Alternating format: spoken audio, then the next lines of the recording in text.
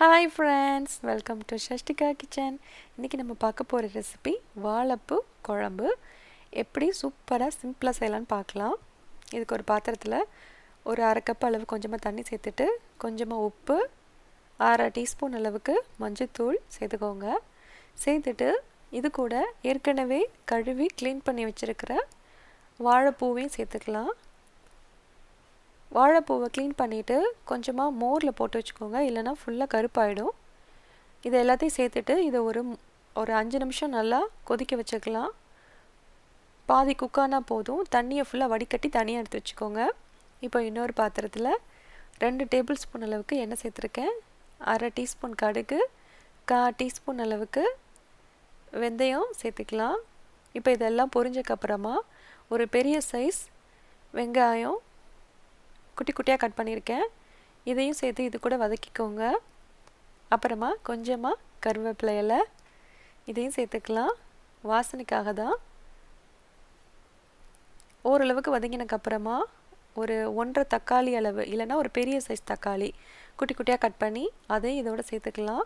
தக்காளி சேர்த்து நல்லா வதங்கினக்கப்புறமா இது கூடவே ஒரு 1.5 டீஸ்பூன் அளவுக்கு தனியாத்தூள் இது கூட சேர்த்துக்கலாம். 3 டீஸ்பூன் அளவுக்கு குழம்புத்தூள், இல்லைன்னா சாம்பார் பவுடர் எது வச்சுருக்கீங்களோ அது சேர்த்துக்கலாம். உங்களுக்கு காரம் நிறையா வேணும்னா நீங்கள் ஒரு டீஸ்பூன் மிளகாய் தூள் கூட சேர்த்துக்கலாம், ரெட் சில்லி பவுடர் சேர்த்துட்டு இந்த மசாலா ஃபுல்லாக இந்த வெங்காயம் தக்காளியோட நல்லா வதங்கின மாதிரி வதக்கி விட்டுக்கோங்க. ஒரு 3 to 4 மினிட்ஸ் ஆகும். இப்போ மசாலா ஃபுல்லாக ரெடி ஆயிடுச்சு. இதில் நம்ம ஏற்கனவே குக் பண்ணி வச்சுருக்க வாழைப்பூவை இதோட சேர்த்துக்கலாம். சேர்த்துட்டு இந்த வாழைப்பூவும் இந்த மசாலா கூட நல்லா கம்பைண்ட் ஆகிற மாதிரி வதக்கி விடுங்க.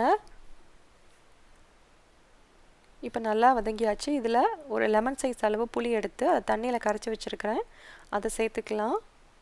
சேர்த்துட்டு அது கூடவே குழம்புக்கு தேவையான அளவுக்கு கொஞ்சமாக தண்ணியும் சேர்த்துக்கிறேன். சேர்த்துட்டு இந்த குழம்புக்கு தேவையான அளவு உப்பு போட்டுக்கலாம். போட்டுட்டு எல்லாத்தையும் நல்லா கலந்து விடுங்க. கலந்து விட்டுட்டு இதை ஒரு 4 to 6 மினிட்ஸ் மீடியம் ஃப்ளேமில் வச்சு குக் பண்ணிக்கோங்க, மூடி போட்டு. இப்போ இது நல்லாவே குக் ஆகிடுச்சு. இப்போ நம்ம இது கூடவே 2 to 3 டேபிள் ஸ்பூன் அளவுக்கு தேங்காய், 1/2 டீஸ்பூன் சோம்பு, 1/2 டீஸ்பூன் சீரகம், அப்புறமா இது கூட 2 பச்சை மிளகாய் இது எல்லாத்தையும் சேர்த்துட்டு கொஞ்சமாக தண்ணி விட்டு நல்லா பேஸ்ட் ஆக்கிக்கலாம். இப்போ இந்த பேஸ்ட்டை ஏற்கனவே உள்ள மசாலாவோடு சேர்த்துக்கலாம்.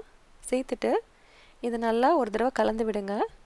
தேங்காய் சேர்த்த உடனே உங்களுக்கு டக்குன்னு கலர் மாறிடும், ஆனால் ஃபைனலாக உங்களுக்கு குழம்பு பார்க்கும்போது அழகான ஒரு எல்லோ கலர்லேயே வந்துடும். இதை கலந்து விட்டுட்டு இதில் உப்பு அண்ட் காரம் ரெண்டுமே கரெக்டாக இருக்கான்னு ஒன்ஸ் அகேன் செக் பண்ணிக்கோங்க. இந்த வாழைப்பூ ரொம்பவே உடம்புக்கு நல்லது. இதை கலந்து விட்டுட்டு இப்போ இதையும் 2 ஒரு 5 நிமிஷம் வரைக்கும் மீடியம் ஃப்ளேமில் வச்சு குக் பண்ணிக்கோங்க. இப்போ ஓப்பன் பண்ணி பார்க்கலாம்.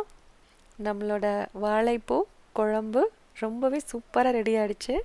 இந்த ரெசிபியை நீங்களும் செஞ்சு பாருங்கள். செஞ்சு பார்த்துட்டு ரெசிபி எப்படி இருந்ததுன்னு உங்கள் கமெண்ட்ஸை சொல்லுங்கள்.